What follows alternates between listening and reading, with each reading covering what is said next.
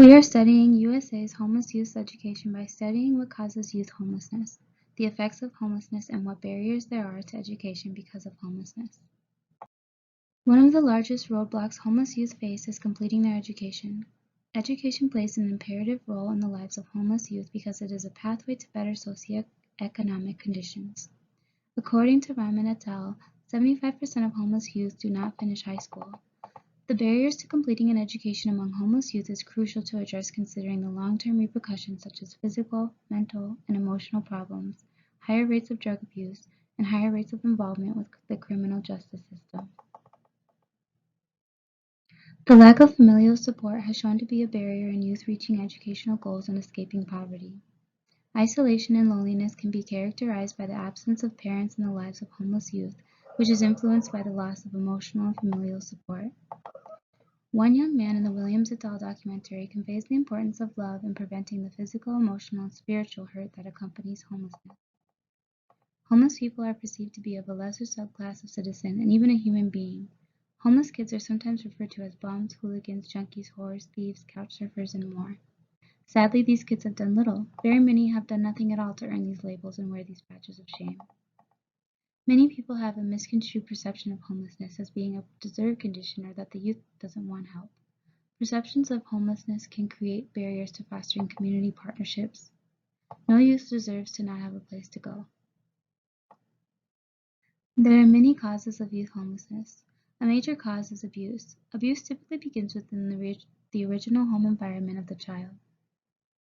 Abuse at home can lead to the initial condition of homelessness, as with one 15-year-old homeless youth. When asked why she felt it was necessary to leave her home, she defensively answered, "Because I was done with my mother's boyfriend getting up in my grill and my mother blaming me for it."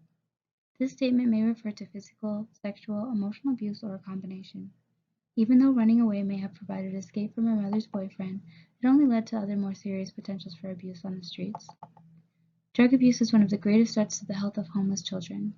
On the streets with nowhere to go, they are offered drugs to numb the pain or stave off the hunger.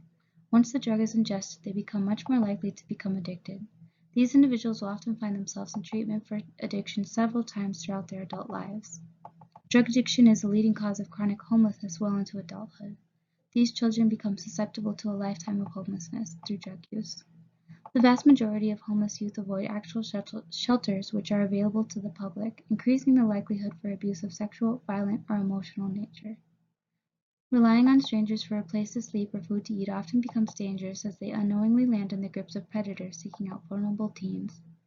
Only looking to survive and unable to navigate the system of resources on their own, children begin to steal and some sell their bodies or are thrown into sex trafficking.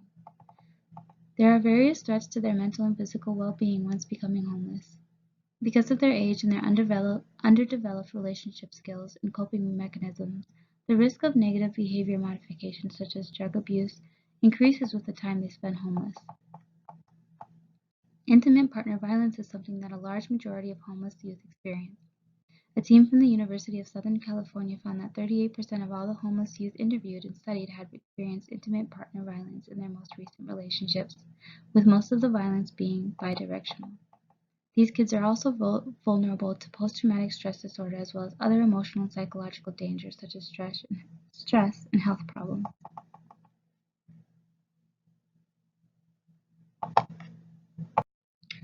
We are going to tackle the problem of youth homelessness by starting in Nevada, where the highest population of unsheltered youth reside. There are several problems to accommodate homeless youth.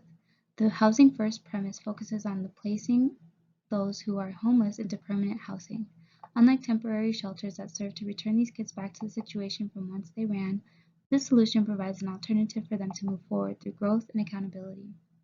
This solution, coupled with what we have discovered as a group, allows for a community within a community of which these kids can learn, grow, and become the responsible adults our community desires and needs so desperately. Our plan is simple and requires nothing more than what is already in place. We need more than just a building or structure in which to provide long-term housing. What we need is a complex of structures in which we can provide a community of support.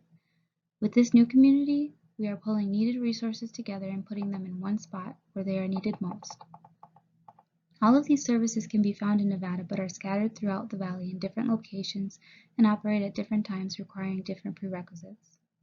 It can be difficult for homeless youth to get to and from these places because of such things as the inability to afford and find transportation, as well as needing to be in other places at certain times to be able to receive certain services such as food or shelter. The Campus of Help of Southern Nevada is an excellent model of which we can expand. There are two such complexes in the Las Vegas Valley that we could use, one at the northeast section of I-95 in Decatur and one at 1061 East Flamingo. Both of these locations are vacant and up for bid. We would choose the property on East Flamingo first because of its location to other centers and shelters. Known as Vegas Towers, this property provides for all the necessary structures needed to house not only its new residents, but offices for full-time social workers and medical professionals, as well as full-time urgent care clinic. Because of the prominence of substance abuse within our new residents, it's important they receive an accurate diagnosis from a licensed physician at the beginning of their stay. In addition to the clinic, we would also put into place an office for full-time psychiatric professionals for ongoing counseling. We will provide offices for parole and probation.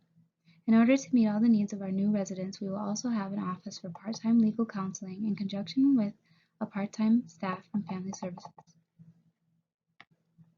In these housing complexes, our students will be afforded the same transportation to public schools as other students throughout the valley. Providing special, separate transportation will only serve to promote discrimination and ridicule from the other students. We will have part-time tutors, volunteers, teachers from the surrounding areas, whether on academic work programs or other educational vocational initiatives, to help get our residents back on the academic track and keep them there. Funding for this project is already available through various programs which have already been put into place through previous legislation.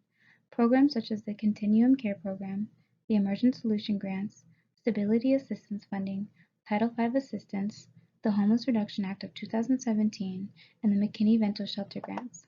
With the proper structuring, these acts, grants, and funds can be applied to this project successfully. Of course, we will also accept donations. We will even exercise our right to collective efficacy and form our own local political lobby for local, county, and state political action. The funding is there, we just have to acquire it and consolidate it into this project. Acquiring the property and making it suitable for our residents will take an enormous amount of time, the forecast for which cannot be readily determined as of yet. But if we don't start now, when will we? You begin to realize anything short of a massive campaign in public relations will not do. Such a campaign will have to be waged before and during the project to ensure proper framing and production. In order to wage such a successful campaign, we will have to build a team which will utilize all forms of broadcast, print, and social media.